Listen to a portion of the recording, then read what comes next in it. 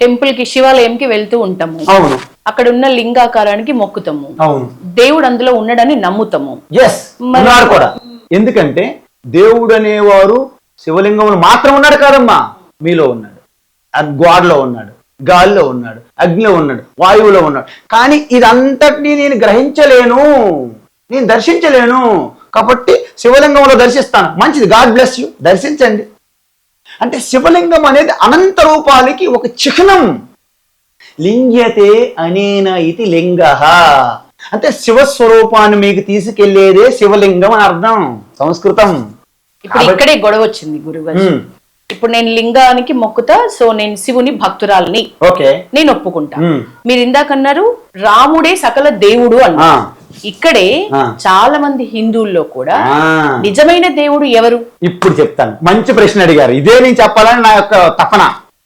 ఇప్పుడు వాస్తవానికి నిజమైన దేవుడు ఎవరంటే, మీరు చూస్తున్న రూపాలు ఏ రూపం నిజమైన దేవుడు కాదు. నిజమైన దేవుడు ఏంటి?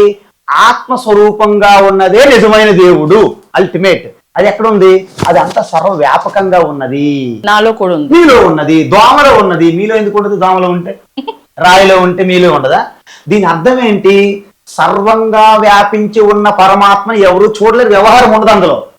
ఆ స్వరూపాన్ని పట్టుకొని ఎవరైతే రూపం పొందారో వాళ్ళు ఆ దేవుడికున్న గొప్పతనాలన్నీ ప్రకటింప చేసినప్పుడు వాళ్ళు దేవుడి దేవతలుగా పూజింపబడతారు. రాముడు, నారాయణకి రాముడి తేడా చెప్తాను చూడండి. ఎటువంటి వ్యక్తం కాని శుద్ధ చైతన్య స్వరూపాన్ని వ్యాపించి ఆకాశం వల్ల వ్యాపించి ఉన్న తత్వానికి నారాయణ అని పేరు.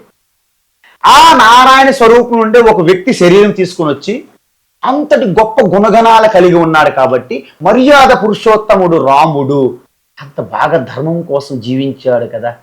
రామో విగ్రహం ధర్మ కదా, అందువల్ల ఆయన్ని మనం దేవుడిగా చేసాం.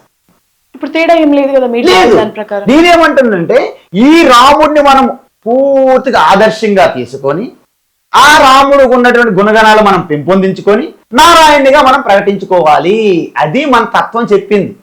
కాబట్టి శివ నారాయణ అనేవాళ్ళు వ్యక్తులు కాదు, వేరు వేరు అస్సలు కాదు, ఒక్కటే. ఇప్పుడు అర్థమైంది కదా. చూడండి, నా హృదయంలో ఉన్న శాంత స్వరూపాన్ని పేరు శివ. ఉపనిషత్తు, మాండూక్య ఉపనిషత్తు రాసుకోండి కావాలంటే మీరు, మళ్ళీ సోర్స్ కూడా చెప్తున్నా. శాంతం శివం అద్వైతం, ఏడవ మంత్రం మాండూక్య ఉపనిషత్తు. శాంతం పరమశాంతి, శాంతం శివం, దాని పేరు శివం, దాని పేరు మంగళకరం, అది అద్వైతం ఆత్మ. ఓకేనా? అదే వ్యాపించి ఉంది కదా. అంతః బహిః తత్సర్వం వ్యాప్య నారాయణే స్థితః.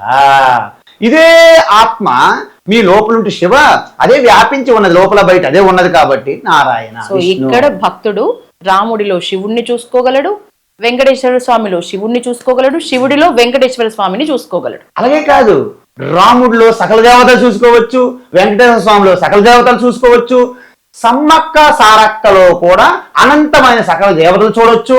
యాదగిరి గుట్ట గాని, మనకి ఇక్కడ కేసరగుట్ట గాని, భద్రాచలం గాని, అక్కడ శ్రీశైలం గాని, సింహాచలం గాని, అన్నవరం గాని, ఎక్కడైనా సరే మీకు ఒకటే గుర్తుపెట్టుకోండి. ఈ సృష్టిలో ఏదైనా ఒక పెన్ను తీసుకోండి, ఓం నమో నారాయణ అని మీరు జపం చేయొచ్చు. పెన్ను కూడా నారాయణే, పెన్ను కూడా శివే. ఇది మన అసలు తత్వం. అదే నాకు ఆశ్చర్యం వేస్తుంది. ఇంత సింపుల్ గా ఇంత ఋషులు యోగులు దర్శించిన ఈ తత్వాన్ని పక్కన పెట్టి శివలింగం ఇంట్లో ఉంటే శ్మశానం అని చెప్పే గురువు ఏమి గురువు? ఆయన గురువు అవుతారా? అవరు కదా. శివలింగం ఇంట్లో ఉంటే మన శ్మశానంతో సమానమైన ఒక పెద్ద ఆయన అన్నారు అనుకుందాం, ఆయన గురువే కాదు. అయితే అలాగే అలాంటప్పుడు